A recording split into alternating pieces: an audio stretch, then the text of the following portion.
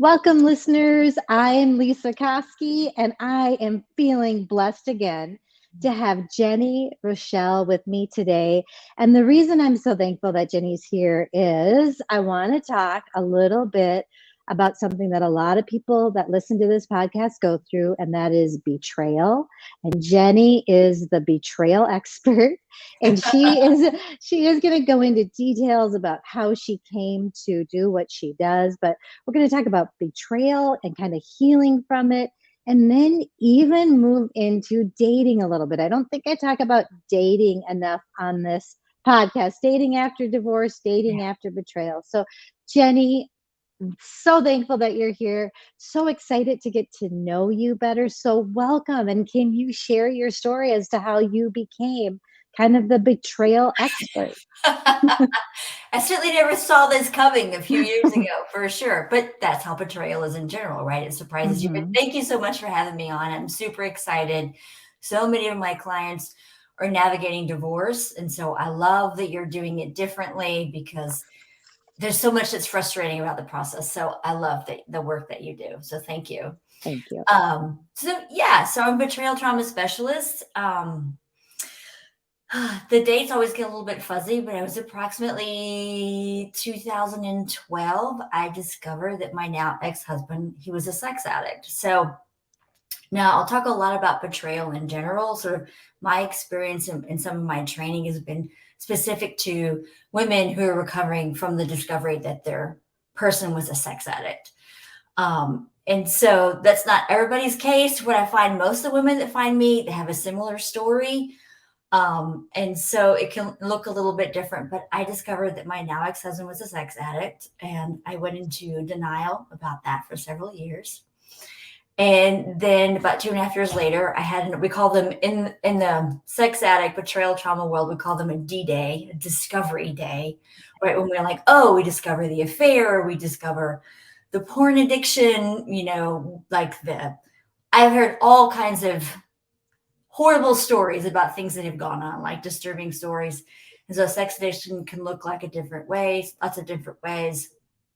I had my second D-Day with my ex-husband, realized he wasn't getting better, and started going through the process of what do I do? Who's going to help me? Like, how do I know how to engage with this person? Can he get better? How do I care for me? I had small boys who I did home trying to navigate that whole process. And it was one of the obviously most painful, darkest days of my life. And through that, finally found some great coaches and therapists that started to talk about betrayal trauma. Because I think it's this thing that's so overlooked in our world. We talk about affairs and we talk about, porn addiction's a huge thing. Is it an affair? Is it infidelity? If it is to you, it's a betrayal, right? I found, luckily, some great coaches and support that told me I was experiencing betrayal trauma. So let me pause there for a second and just kind of give a broad definition. Betrayal trauma, at its rooted level, when it was originally defined, was defined by a woman who was actually working with children who were being abused by their caregivers. So betrayal trauma is when a person or institution that we rely on for safety and security betrays our trust. So you can see that's a really broad definition, right? It can be so anything. And Jenni, I was going to say too, like, I feel like there are some people, so I'm so glad you brought this up, that maybe haven't been betrayed by their significant other, but maybe even a family member doing something that was shocking, and it can be traumatic. So I feel like, I don't know if I know anyone who hasn't been betrayed in some way. Now, I don't know when it becomes the level of a trauma. Right.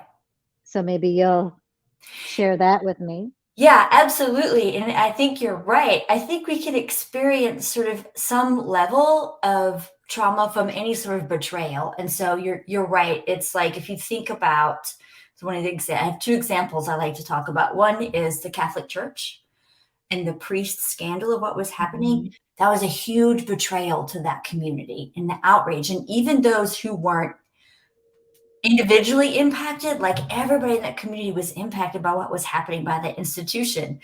My other favorite example is here in Texas. A couple of years ago, we had the we call it snowvid. We lost power, right, and water for a week, right? Mm-hmm. We relied on that institution to keep us safe and secure, and it failed us, right? And it was multiple institutions, right, that happened.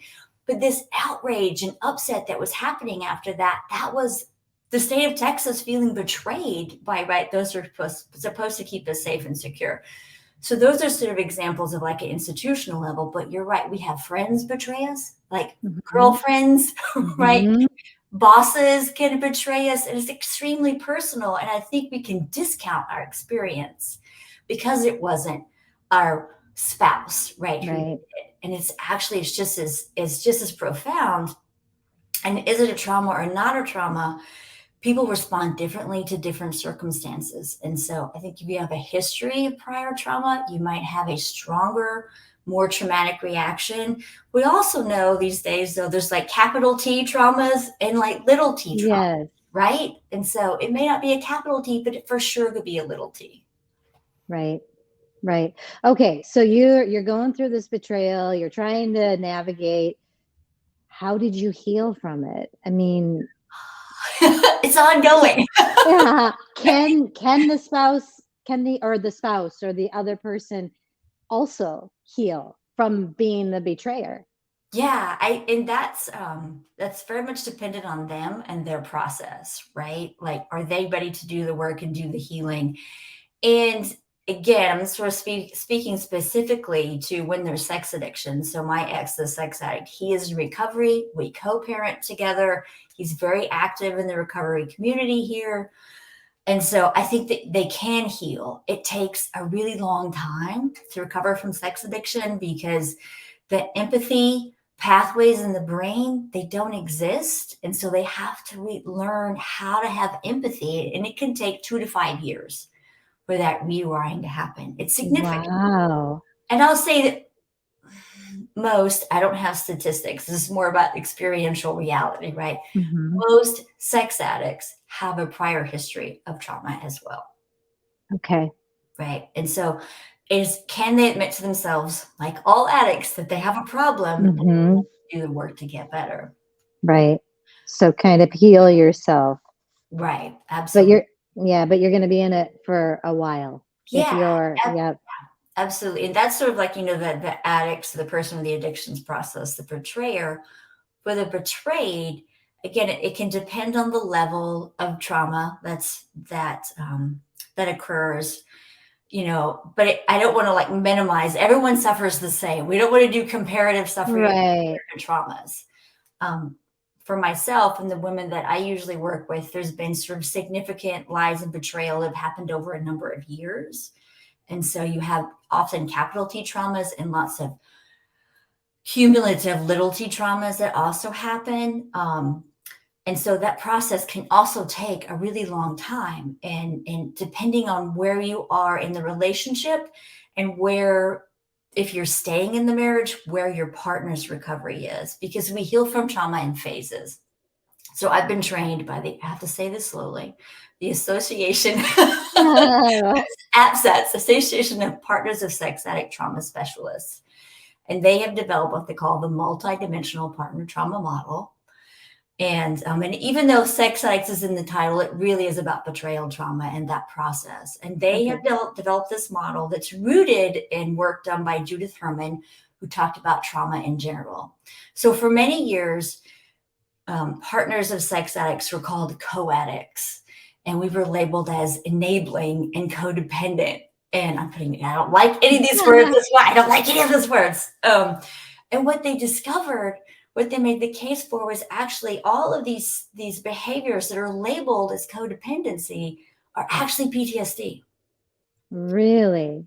And that's what we know now. There's so much more conversation about trauma. It's where, like Susan Oprah and Dr. Barry's book about what happened to you. Yes. Like that's what we need to be asking, right? Instead of like, what's wrong with you?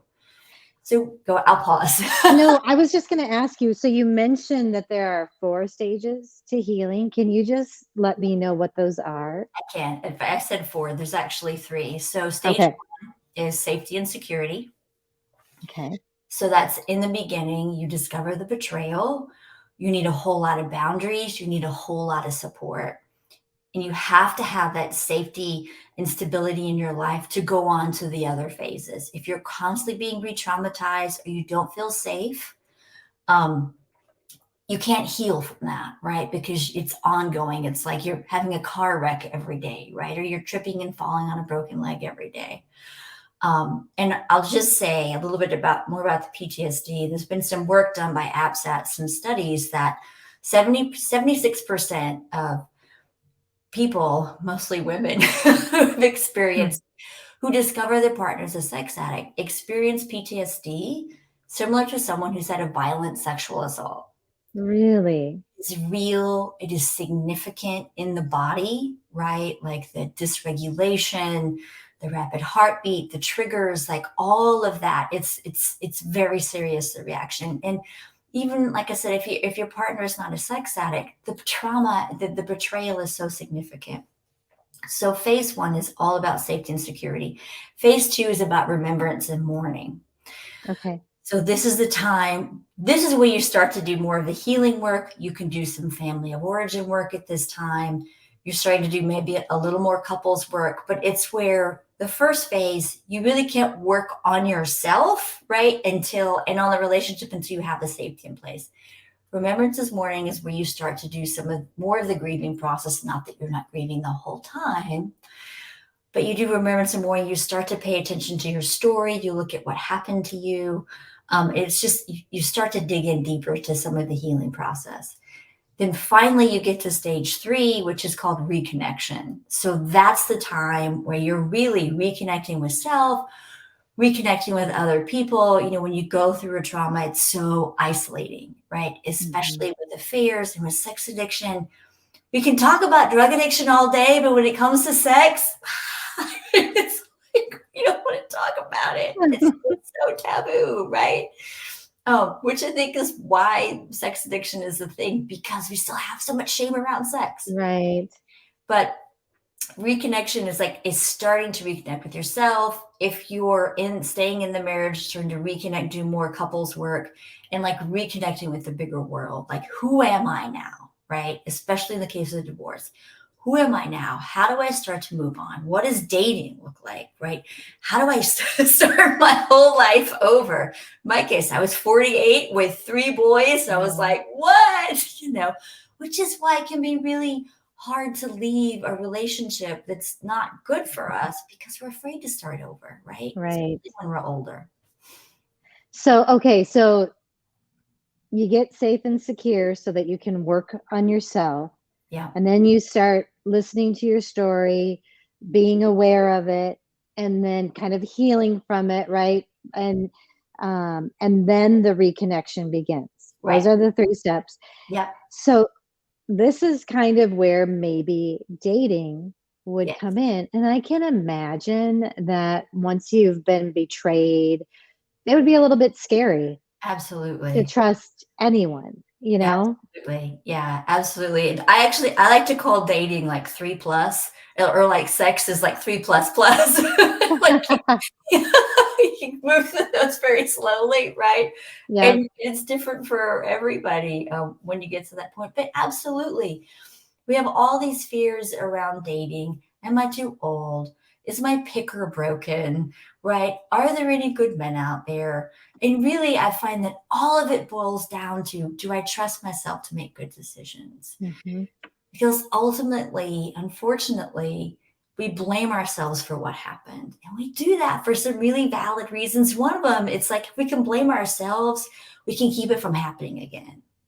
Right? Right. Yes. Yeah. It's like, I know what I did wrong. I cannot get my heart broken again if I don't do that specific, Right. right? Yeah. And so it's learning to trust yourself again. And you trust yourself, the variety of ways that you work on this is what I work on with clients is, you know, um, lots of boundaries. But at this stage, so we have boundaries in stage one that are really about other people, right? And what you need to feel safe. When you get Hmm. to stage 3 and 3 plus, they're really about you, right? Like some of the examples when you get to this point as you're trying to move on is like, you don't stalk your ex's social media anymore, right? You gotta stop doing that. In the Okay. early days, it's understandable, it's normal, it's actually like a way that we create safety and security for ourselves. We want all the information that we can get. But at some point, it becomes harmful, right, to us.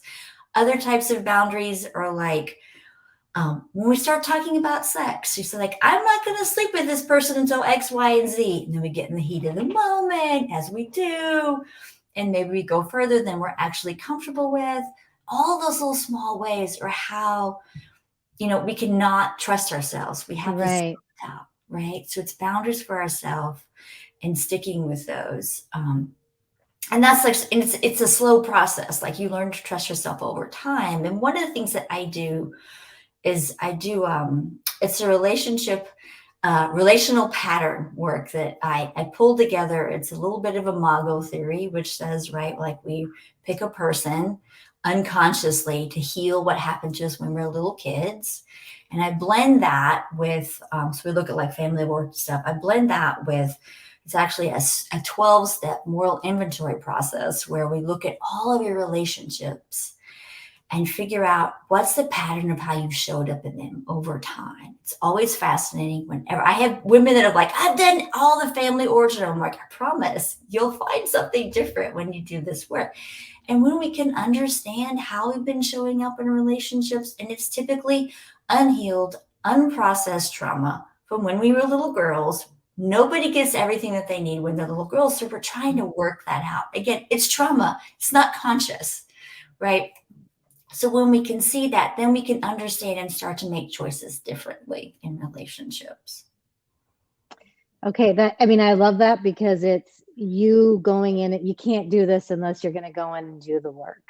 Right. Nothing is easy. It's not like, hello, let me come. Can you fix me? And, so it's really digging deep. And, I have not done that work. So that would be really interesting to Yeah. me to learn more about those patterns because I'm all about kind of being in control of my thoughts, Yeah. which affect my feelings, Yeah. which put me, in a better position. And one question, this might be a little outside of what we're talking about, but that popped into my head. Say that woman, what about the women who aren't positive about their husband or about a betrayal? How do they know that they've been betrayed? Because obviously he's not going to tell Right. you. Probably, right? Or he or she, I should He or say. she, exactly. Yeah. Or they. Would be. Right.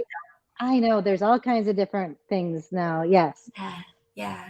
So, I mean, that's pretty common, actually. I'm sure in your world and in my world. And how I work with clients is like, if it's true for you, it's true, right? I think with many of the women I work with and with my own self, you reach a certain point where you're never going to know the whole story. And it's Right. really hard. That acceptance piece is really hard. So I always talk about the asterisk that's right back here. I keep joking, I'm going to get a tattoo that's an asterisk. That's like when I'm telling my story, there's an asterisk and it says, as far as I know. Right. It's like, as far as I know, this is what happened, right? And actually, Yes.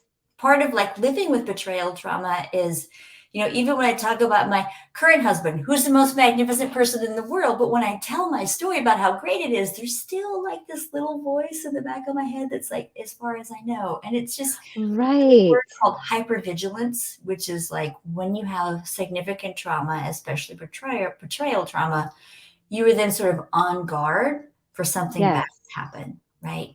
Yeah, So, and this is interesting. So maybe that's just kind of a part of what you carry with you on your journey because it sounds like you are. absolutely. It is, I joke, unfortunately, the trauma is the gift that keeps on giving, right? Right. We get better. And I think what happens is the triggers become less in our body. One of the things that I teach women to really connect with their bodies, like you just mentioned, we're living, I call it the attic, right? This tiny part of our minds. And we actually know now there's so much more information traveling up through our nervous system and through our gut to our mind than the other way around. And so when we can that's another way to learn to trust our bodies is learn to tap into what's happening inside their bodies. And so the work actually is to sort of start to disengage the mind from the body. So for me, I'm driving around town. I'll drive back past the place where I had a trauma with my ex associated, right? It's like this certain intersection here in town. Right. I know something bad. I'm not going to go into details. Bad happened there. It used to, I would see it, my body would react to it. I would get triggered just like the bear was in the room, like it was happening all over again. Heart would pound, I couldn't be able to breathe. I would feel like I would go into fight or flight, basically, is what Hmm. happens when you get triggered. Now I drive by and I'm like, oh, there's the place. And then it goes away. I still have the thought, but it doesn't grab a hold of my body like the way that it used to. But will I ever drive by that spot and not think about it? I don't know, right? And that's the process of living with, right? With living with the Right. trauma. So now my question, like for you, you're now in a great new relationship. I'm sure he understands everything that you've been through. So are you safe in just letting him know, oh, I just have to let you know that this popped into my head? And is that part of your everyday moving on? It is. I mean, we've been together 4 years now, and so definitely we have a habit and a pattern.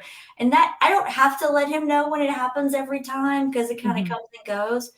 But for sure, in the early days when we were dating, Hmm. you know, absolutely. Once I decided I really liked him, my body went nuts. My nervous system was like super triggered.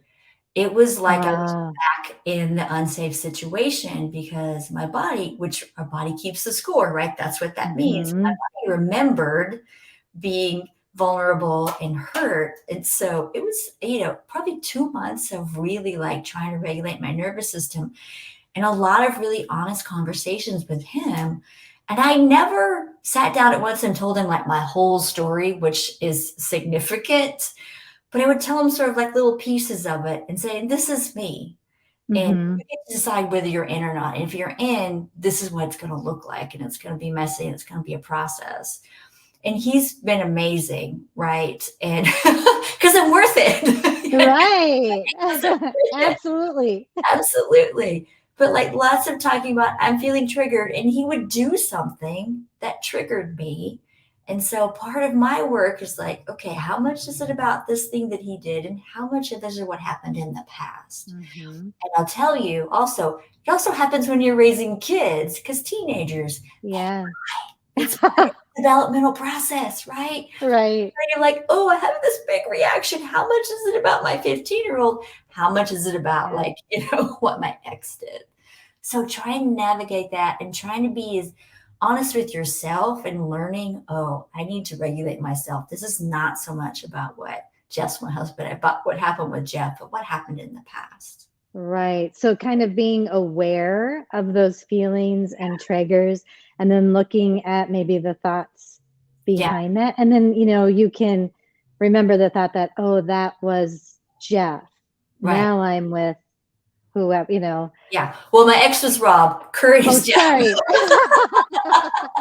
Sorry. That's okay. That's okay. I always like trying to be very clear, but yes, I have an ex, and then I have uh, my current husband is All Jeff. right. Awesome. Yeah, and being very honest with him, and he now, we're so in tune with one another. He'll know when I'm triggered. Like he Mhm. can sense it because I get quiet, my energy changes, and he'll be like, "What's happening over there? Let's talk about what just happened." And it really took an incredible ability on his part to Mhm. not take it personally. And he does that about 90% of the time. There are times when he's tired or when, he does take it personally because it's hard. Yep. But the longer we're together, the better we are at navigating it, right? And Mhm. let's just pause and just say, okay, this is about the past. It's about the present. I don't want to minimize what's happening right now because there's a Right. real thing that's happening, but it's being amplified by what happened in the past. Yeah. I love this because it's a realistic picture of a hope. It's not a fairy tale. Yes. It's not like, oh, yep, it's all gone, poof. But it's about how you can have a relationship after it. I so love to hear that. And Jenny, I'm like looking at the time and it's gone so fast. I love listening to you and your stories and your advice. And so now, towards the end of my podcast, I always have this saddle up segment where my guest will share with my listeners one little tip or self-help thing that they can do right away to, have a better life beyond divorce or betrayal or whatever. Do you have a piece of advice? I do. There's so many things. The first thing that pops into my head is just remember that you're not alone, right? Like this process can be so isolating. So get yourself the support that you need. Like get a therapist, get a coach, get a yoga teacher, get a women's group. It's a season to really heavily invest in yourself and do the work. That's how I'm happier now than I ever thought I would be in my entire life, but I've done a whole lot of work on myself. Right. Also had a really great divorce lawyer. So she was a huge part of my team during that process. So yeah. That's good to hear. That's wonderful to hear. Well, Jenni, I know you have your own podcast. I think it's called Beauty After Betrayal. It's Exactly. very good. People can reach you on Instagram. And how can they get in touch with you if they want a little bit of mentoring through a betrayal? So I have created a quiz. Actually, you can go to betrayaltraumaquiz.com, and it's fun, but it asks a lot of questions to assess where you are in those healing stages. And then I have different programs, like some are evergreen where you can opt in and do videos, and some can be more involved with me directly. But that's a way to understand where you are, and you will just get so many resources, podcasts, blog posts, other things that I've written to start to arm you with the knowledge and know that you're not alone. Yeah, I love that. That's so good. Well, Jenni, it has been such a pleasure. Thank you so much for being on Doing Divorce Different. My pleasure. Thank you so much for having me.